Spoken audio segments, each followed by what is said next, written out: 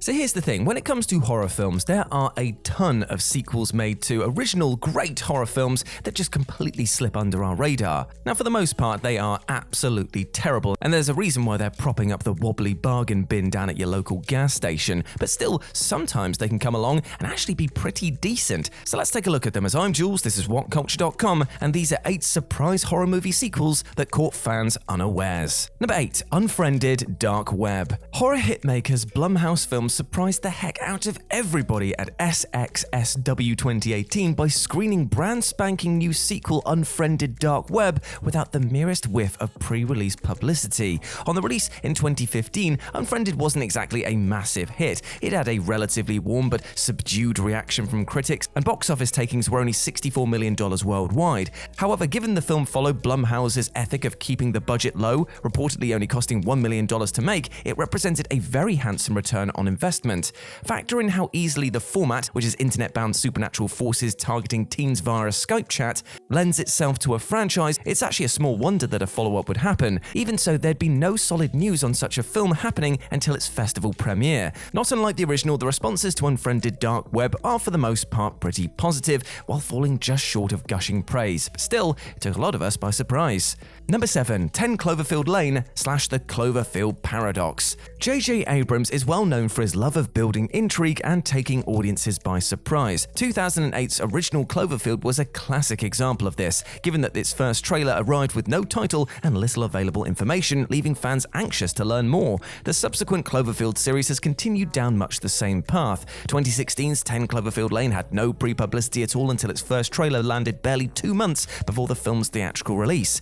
But more recently, no one knew for sure that the Cloverfield Paradox was a thing until its first trailer was screened during the 2018 Super Bowl, and then the film was released on Netflix mere hours later. Opinions vary regarding this approach and just how successful Cloverfield really is as a series. 10 Cloverfield Lane was for the most part very well received, though its lack of clear relation to the original Cloverfield rubbed some up the wrong way. By contrast, the Cloverfield Paradox has been widely rubbished by critics and a good portion of fans for being a narrative mess, made all the messier by its attempts to forge a coherent link between the Cloverfield films. Number 6. Victor Crowley. Back in the summer of 2017, filmmaker Adam Green and Britain's Fright Fest had announced that they would be hosting a special 10th anniversary screening of 2007's Hatchet, Green's directorial debut, which up until that point had spawned 2 sequels. However, in what proved to be a pleasant surprise for fans of the gore-strewn slasher series, it transpired that the supposed anniversary screening was in fact the premiere of Victor Crowley, a previously unannounced third Hatchet sequel named for the franchise's fearsome antagonist played by genre icon Kane Hodder. Not unlike any of the previous films in the series, Victor Crowley didn't necessarily set the world on fire, nor has it even had a wide release in all of the territories. Still, the most devoted fans of the franchise seem to have been pleased with what they got. Number 5. Split. While M. Night Shyamalan was widely celebrated for his rise from obscurity to international superstardom off the back of his massively acclaimed 1999 box office hit The Sixth Sense, the filmmaker is perhaps even more renowned for how rapidly he fell from grace. After a succession of critical and commercial turkeys, including The Village, The Lady in the Water, and The Happening, it looked profoundly unlikely that the filmmaker once tipped to be the new Spielberg would ever get back on top. Yet ever devoted to those third-act twists, Shyamalan overcame his tarnished reputation with 2016's psychological horror Split, and in doing so, he caught everyone unawares by revealing in the final scene that this film was in fact a stealth sequel to his 2000 movie Unbreakable. Unlike many of his twist endings in the years since The Sixth Sense, Split's conclusion went down well, and paved the way to a long overdue and much wanted fully fledged Unbreakable follow-up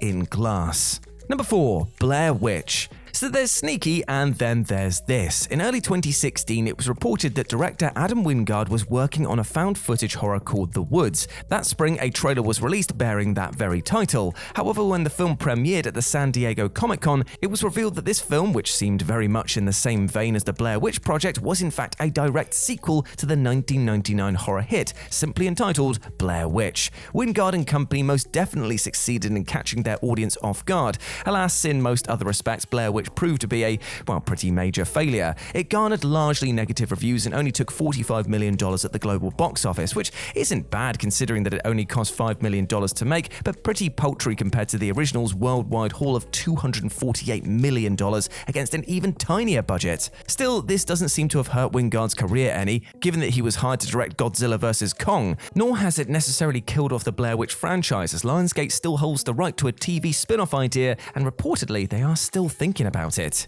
Number 3. Sadako vs. Kayako. Now, to be entirely candid, we're bending our own rules a little on this one, because Sadako vs. Kayako was known to be in the works for a good 6 months before it opened in its native Japan in June 2016. Even so, fans in the West were for the most part taken aback by the appearance of this movie, which presented a Freddy vs. Jason, Alien vs. Predator-esque crossover of the Ring and Grudge franchises. The main reason why Sadako vs. Kayako came as a surprise was that it literally started life as a joke. A fake trailer was released for April Fool's Day in 2015, showing the ghoulish antagonists of the popular J-horror movies doing battle. However, positive audience reaction to that fake trailer was enough to convince the powers that be to bring this project to life for real. Now, outside of Japan, this film largely bypassed cinemas and was for the most part met with pretty lukewarm responses from all but the most devoted J-horror aficionados, whilst largely going unnoticed by the wider Western audience more familiar with the US remakes of The Ring and The Grudge. But still, there's a fair bit to enjoy in this film. Number 2. The Woman in Black, Angel of Death. Again, it wouldn't be inaccurate to class this follow-up to horror hit The Woman in Black as completely unexpected, as its production was not exactly kept a secret. But even so, when director Tom Harper's The Woman in Black, Angel of Death arrived in January 2014, most fans didn't seem to know what was coming, and unfortunately for Harper & Company, they mostly stayed away. In this example, it was largely a case of the audiences simply being uninformed, and there's no real mystery as to why the film didn't attract the same level of interest as its predecessor. 2012's The Woman in Black, on top of being a revival of the Hammer Films brand, also gave Daniel Radcliffe his first post-Harry Potter leading role. As Radcliffe was missing from the sequel, his devoted fan base just didn't turn up.